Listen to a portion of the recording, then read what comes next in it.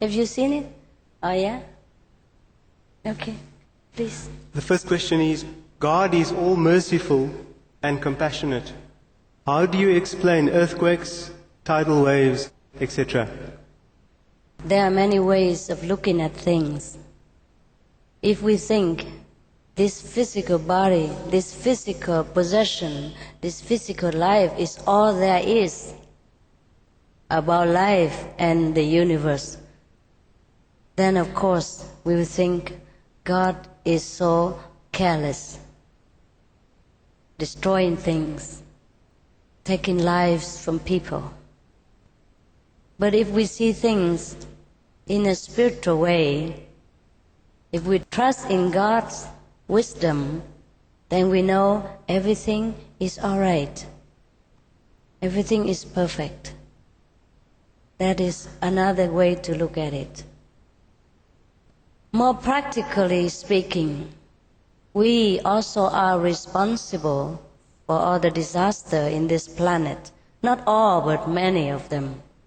We cut down trees, so we reduce rain and we encourage more landslide, encourage more drought, which in turn affect the harvest and make a lot of people hungry.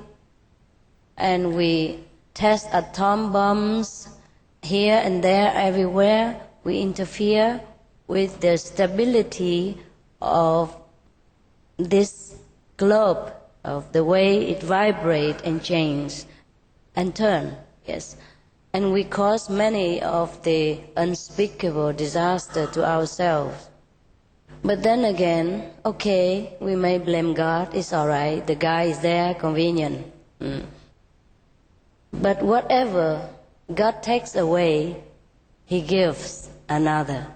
Because He's a creator, He can create and He can destroy. We never know for what purpose, unless we learn to be one with God, to ascend into a higher dimension where intelligence is boundless, where the vision is limitless. Then we can see the order of work of the universe. Then we understand why some things has happened. We will know that everything is for the best. Then we will not blame God anymore. Does the process, the meditation process, give you a clear mind? And is this path leading to heaven through Jesus Christ and not changing any of God's principles? Yes, yes.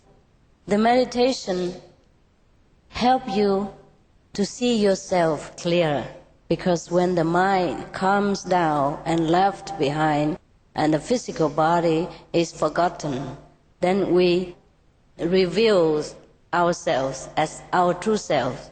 And our true self can always see things better, can always see the truth, the complete truth, because we are not the physical body. Your views on reincarnation, worship of ancestors, its benefits, the law of karma, cause and effect, and what would you say is the common thread that could unite all religions? I mentioned before already, if the power of your thought have created things which have not arrived during your existence in this planet, and then it will arrive again some other time later, and you have to reborn again in order to enjoy that, bad or good. Yeah? So be careful what you think when you're alive. Then you don't have to enjoy the bad or good consequences. Everything we created. And number two, when our ancestors departed from this world, it's just like I have mentioned already. So all you should do is just pray for them if you don't know where they're gone to. Nothing else. Pray. Okay? Worship only God. Be grateful to our ancestors and parents, but pray for them to be liberated. Don't use them because they die already. Let them rest, for God's sake.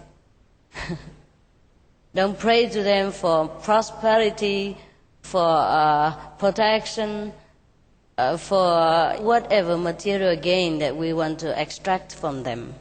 They have done their share already during their lifetime All we do is, if we really love them, pray for them so that God protect them, lift them up to a higher dimension. That's all we should do. No worship, no calling, no nagging, no demanding. The last one, the thread that unites all religion. Okay. That would be good if all the religions united. But actually we have only one religion. According to my study of different religious scriptures, they say the same thing. The essence of the teaching are the same, that we have one, that God, that we should find Him or her. How do we rid ourselves of our ego? Wow, that's a big question. Yes. How, huh?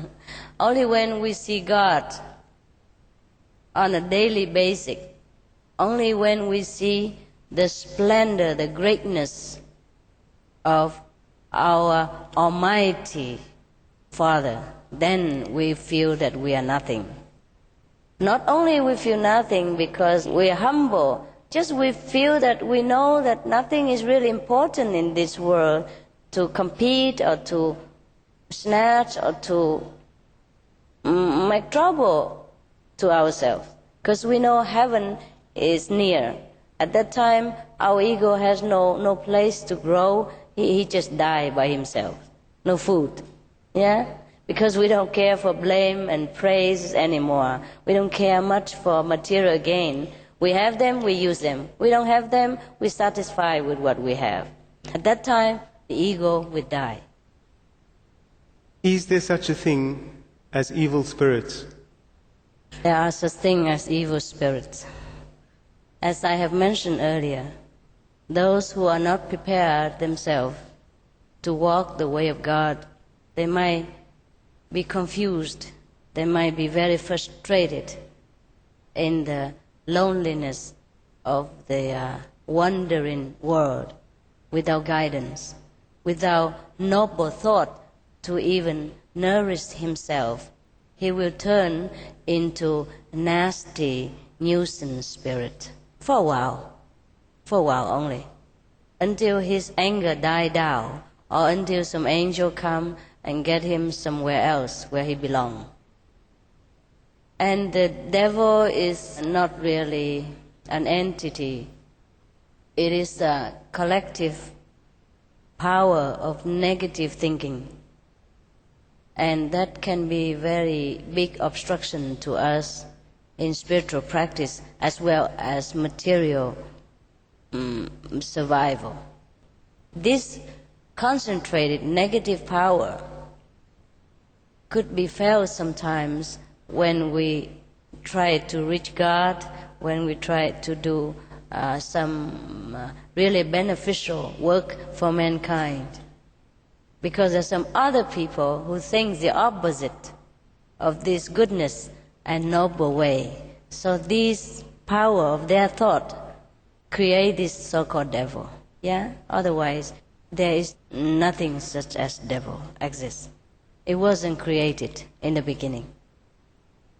How can I be and lead a spiritual life coming from a very formal religious Islamic background? There is no need to change your religion or do anything tragic. Just meditate. I show you how to meditate, that's all. Just keep whatever you believe. Keep your Christianity, keep your Buddhism, keep whatever, the path, the teaching of the Master that is favorite to you. I just show you how to get in touch with the essence of the teaching that you believe. I will just show you how to see the Master whose teaching you're reading. For example, you meditate, you can see Jesus if you're a Christian. You can see Buddha and gain some wisdom from him. But sometimes the Buddhists see Jesus and the Christians see Buddha. That also happens in our group.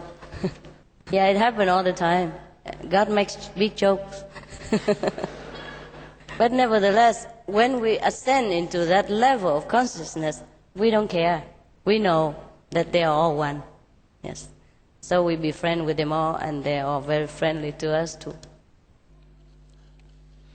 Yes, sometimes they see both. Jesus and Buddha sit together, drink tea. Yeah, they have fun up there, all the religious leaders and teachers. Only us,